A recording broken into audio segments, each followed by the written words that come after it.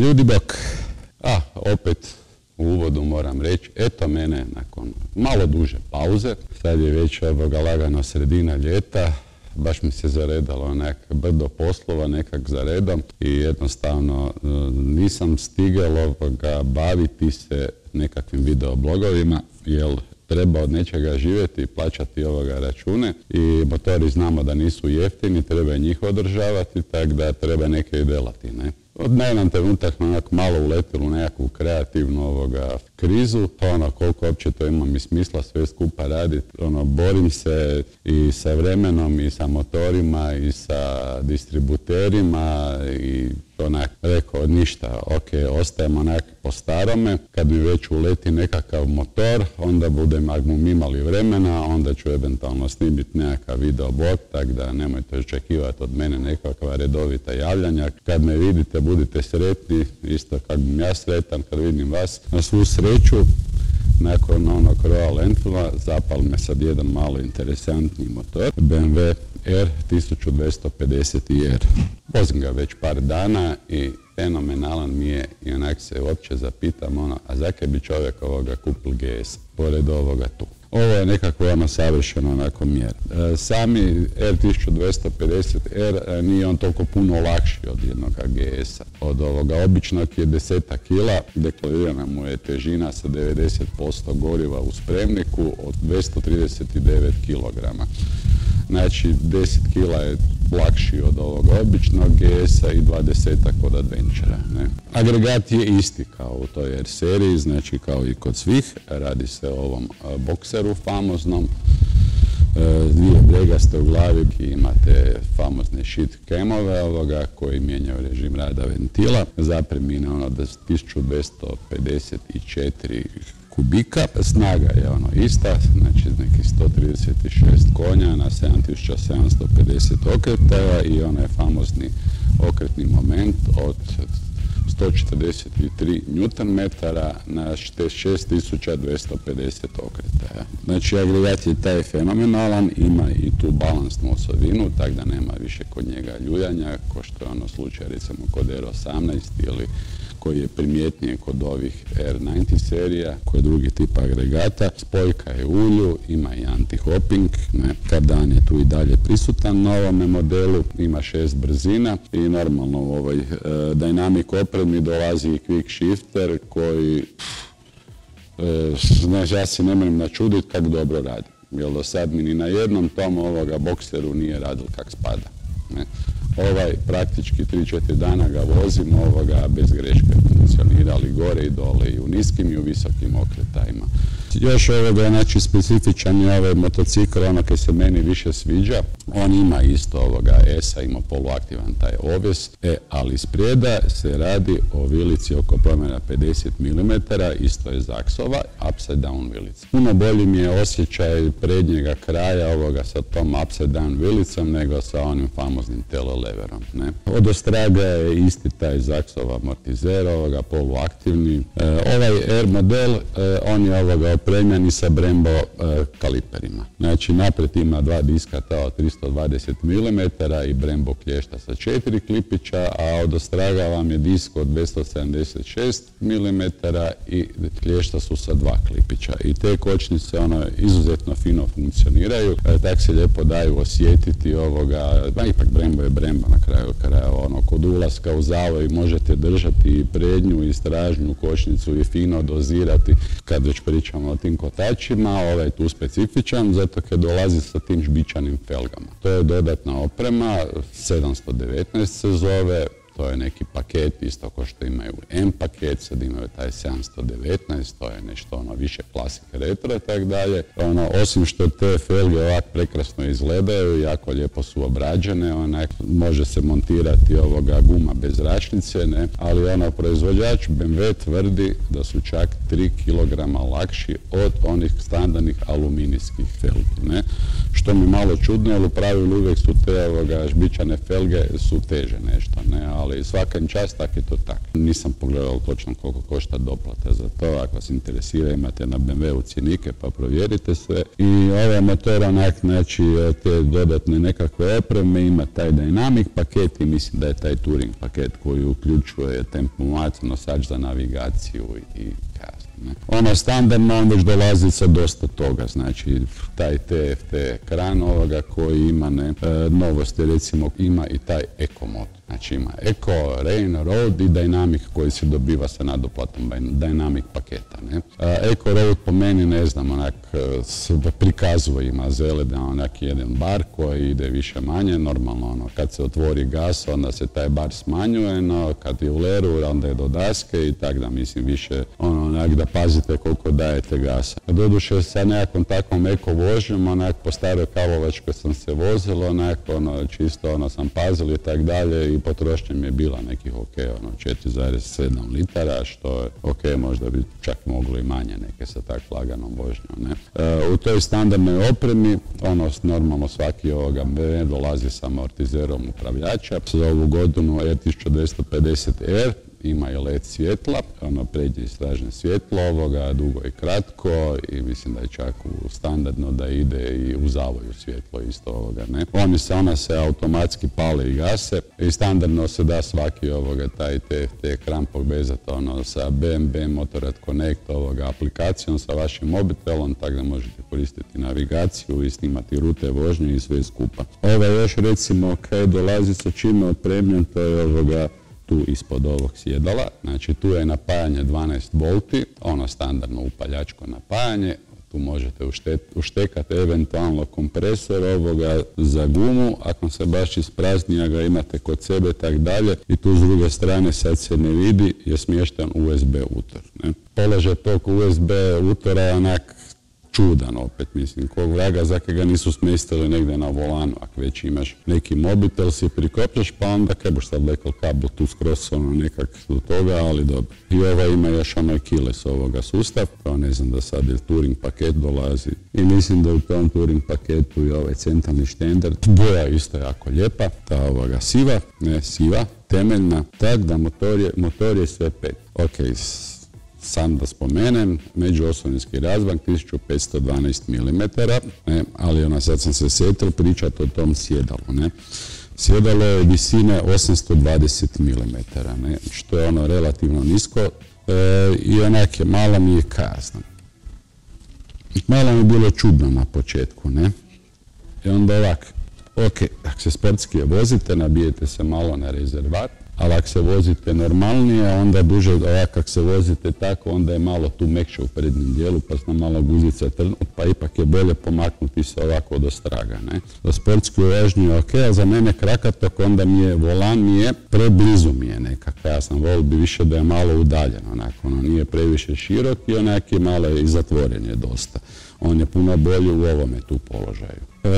Normalno imaju u ponudi i sjedalo za niže ljude od 760 mm, što je stvarno nisko i imaju više sportsko od 840 mm koje bi si ja odmah uzela. Ono isto kad me iznenadilo, vozao sam ga po autoputu jedno 50 km, i tiskal sam ga i malo se lakše vozil, ali mi je fenomenalno da čak iako nema vjetrobrana, ali nisam osjetio neki jaki udar vjetra od naprijed, ja ne znam, taj veliki TFT ekran čak dovoljno zaštitio smjeru je te struje, tako da nit me vrat bolel, nit mi je trzalo neke glavu, ne bi nikad ni stavljal neki vjetovre na njega, vozil bi se ovakav kakav je, mi je tak puno lepši, nije tak širok volan i sve skupa taman je kod cilindri, tako da se da fino prolačiti između auta. Jedino treba ponekad paziti na cevanicu, u taj cilindar baš se ovak zna lupit kad se odguravate, ali to je BMW stempak ima Herli stemp od onog auspuha spržena ovoga lista, onda tu imaš šljivu od tog cilindra. Evo, sad bude došlo mi vreme ferija, nekako imat ću više vremena, pa nadam se da će sad ići serija nekih videoblogova, samo ako dobim koji motor još. Ljudi, hvala lepa, ne treba nam ni priča, da se pretplatite, ni ne morate, bitno je sam da gledate to. Ajde, bok.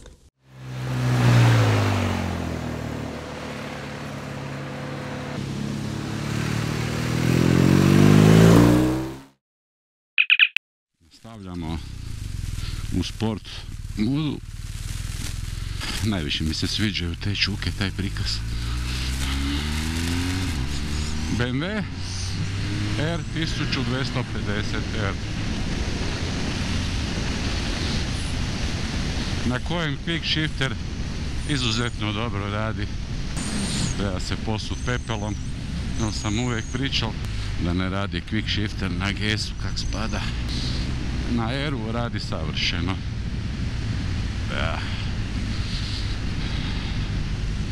Ne znam, jučer je tu u Zagrebu bila nekakva grda oluja i zeznula mi ovoga poligona koji sam mislil ići, pa sad je alternativa za Mariju Bistricu.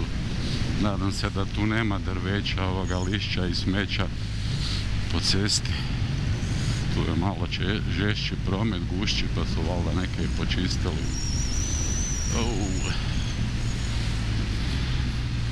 Dobro, McDonald's paket jedan, to nije neke strašno. Sad izgleda dobro.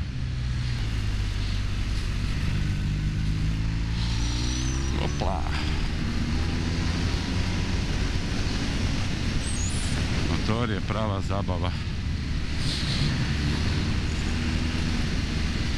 Ja mislim, većina ljudi baš i ne ide nekam ono, kaj ja znam, s tim motorima daleko put, im baš GS treba. Ovo je glupi zavoj, kojeg ne znam proći nikad, ali glupi, pa se niti ne trudim. Udubljenje.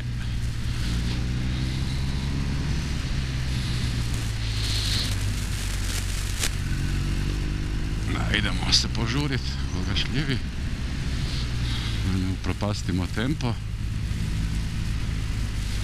Opa, fino šalta i u nižu.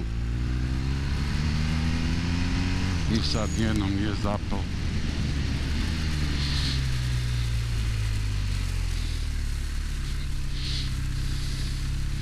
Evo, čovjek je stal.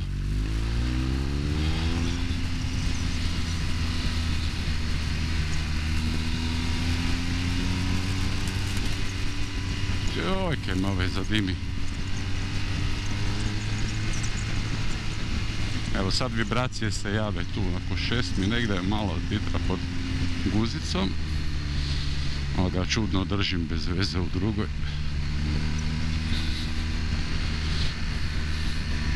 Da se i on već buni, daj mi prešaltaj. Iako nema problema i u treće ovoga može on fino potegnuti iz nižih.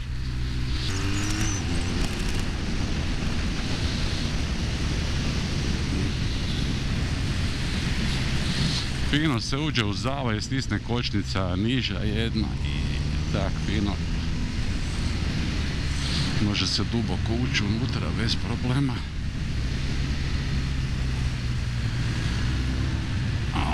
Kak je dobar. Čemo u drugu.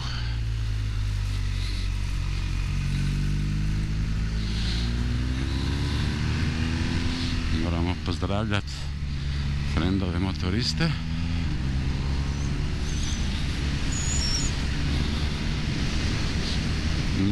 Divota je motor.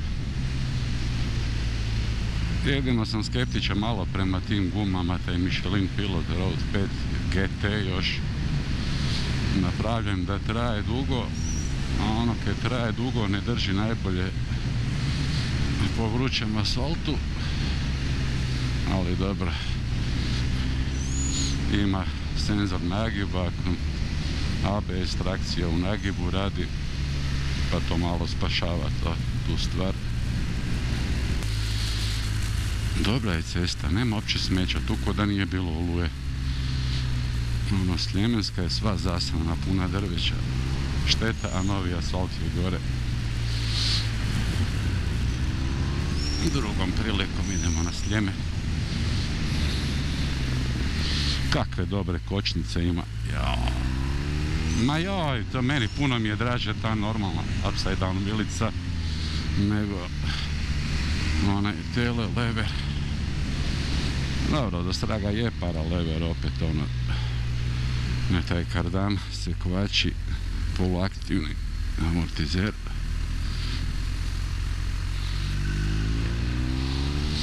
I za čudo na ovom 1250 Eru mi više odgovara road mode. Na GS-u odmah stavim u Dynamic, niti ne želim u roadu voziti.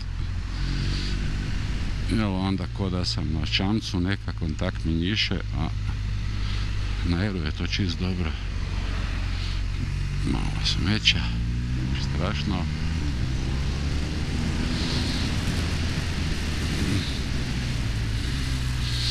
Kočnice su zakon, Brembo, nema do Bremba. Kao ima, u ulju je spojka, klizna, ali ponekad se zna osjetiti kad se naga šalta streći od rugu, pogotovo malo kak zašteka zadnji kotač, zaškripi, poskoči. Mislim da je to zbog kardanskog prenosa direktnog.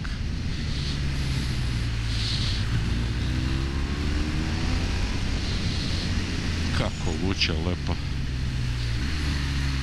Evo, točno osjetim kako poskoči malo.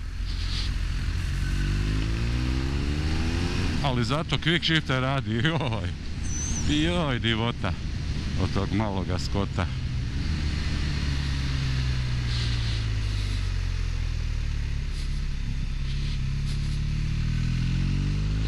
Kaj, nisam ni 45 stupnjeva se naginjalo do sada, depenti. Nema veze, bitna uživancija.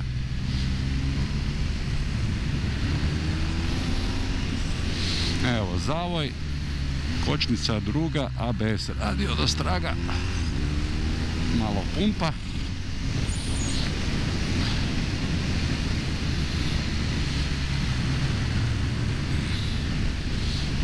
To mi je drago kad mogu lijepo dozirati tu kočnicu, kad imam punu kontrolu nad motorom, kad osjetim ovoga prednji kotač kak spada stražnji. Ma do sada, mislim, budemo iskreno, ali svi ti R modeli, ti Roadster ovoga, Boxeri ovoga su bili dobri. Još su mi draži od kad su stavili normalne vilice napred. I prvi put sam ga vozil prije jedno 5 godina. Bil mi je fenomenalan.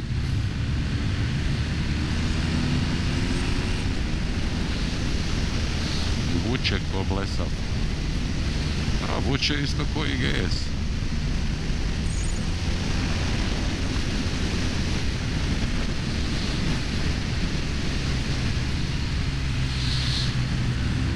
Manja je to masa ipak.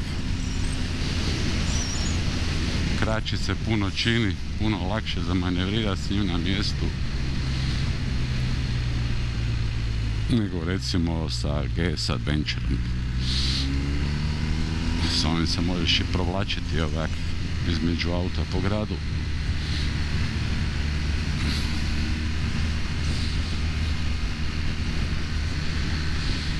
A brzo je došla ta Marija Bistrica, a dobro, mislim da ne treba previše gnjaviti. Mala demonstracija vožnje. Ovo je motocikl u rukama profesionalca.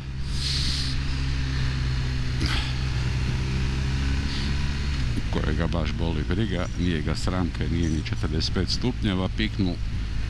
Dobro je i ovo. Drago mi je da je cesta čista. Dobro sam odabrao. Da je meni para, zamijenio bi ti Ducatije. Evo ga. Ništa to ne ponire previše. Fino radi, a i na otvaranju se ne diže ko GS.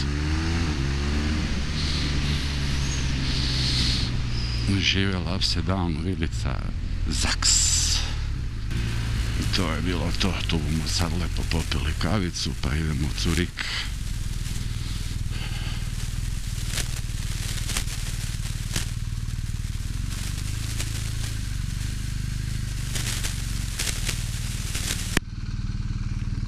Kak se gasi, ovak. Lepu pičku materinu. Mnogo lepo, mnogo lepo.